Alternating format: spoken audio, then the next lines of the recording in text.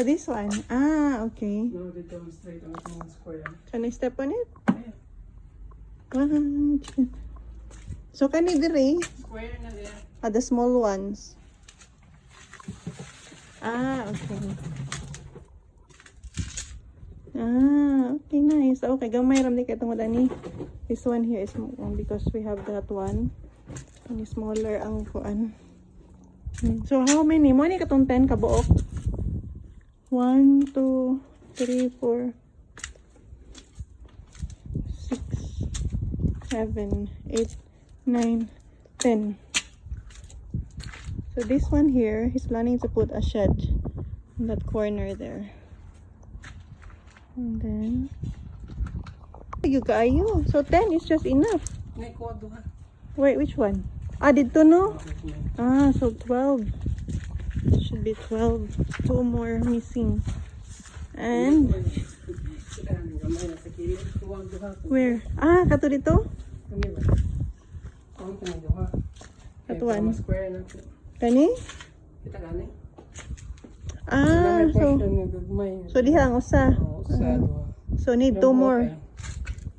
2 more sad. So 1, 2. Nice. Good morning. It's Monday and school holiday starts today. So school. I'm going to have this ensaymada for breakfast. It is quite very sweet, so not gonna put sugar in my coffee. Maybe just a little bit. This one, new favorite from Mukuna's latte. They have a sachet version and with different flavor. This one is latte. They also have caramel one, but I didn't like it. This one is really good.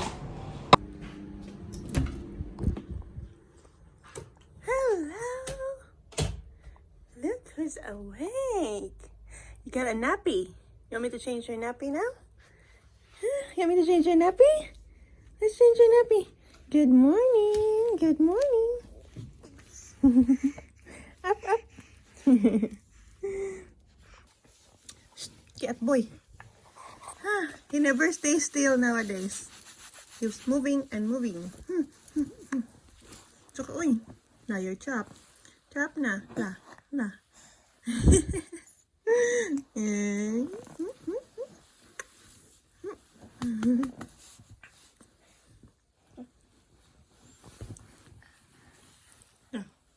You fall.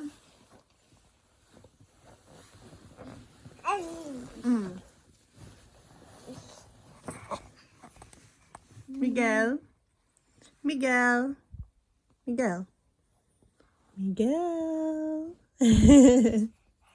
He ate at least, I think, 3 or 4 big strawberries last night. And each of them, he almost finished each of them. He loves strawberries. You love strawberries. Maybe that's why you poop so hard this morning. Huh? But you take it all out by yourself. Yay! Should be proud of yourself. I wonder why is that. Maybe it's the strawberries. It was also like that the other day. I fed him apples. Maybe it's apple. But yesterday, no. Just the strawberries and his usual food. Maybe it's strawberries. It makes it hard. Or maybe your milk. Because at Kohl's yesterday, there's no more stage 2 formula. Even stage 1. So if there's no stage 2, I'll go back to 1. But then there's not only 3. So we just buy the 3. 1 can of stage 3 because there's nothing else. So in the morning, I feed Miguel this Cerelac. Or sometimes his fruit puree. And in his lunch, I get veggies. Or if I could get something from the store, like the Rafferty one in the pouch, where there's a meat, a little bit of meat in it, I'll get that one as well. Sleepy now? Sometimes he just fall asleep on his own by doing that. Just put him in bed and cover him with his favorite blankie. Do a thumbs up And then he fall asleep.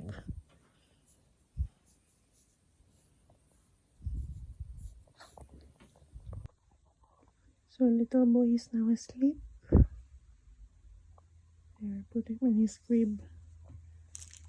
So now, time for me to go back to what I'm doing. Come on. Say hello. Say hello.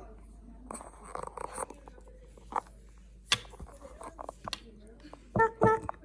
Yay! Yay! Open it. Get one. Get one. Which one? We'll have the chicken, sweet corn. Or we'll have this. We'll have this. Get it. Get it. Yay! Yay! I'm gonna have that one for lunch. Have it for lunch. So, just going to reheat this one in the microwave. Look at that. It doesn't look so appetizing, Miguel. Let's try it. It's like an herbal tea or something. This is pumpkin, spinach, and what was the other one?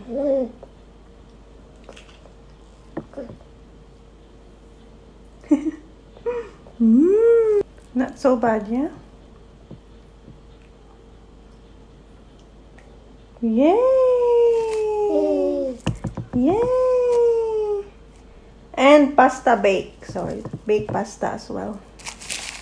The one with the chicken, he likes it a lot. Also, the one from Pure Organics brand that has cheese, cheddar cheese in it. That's good.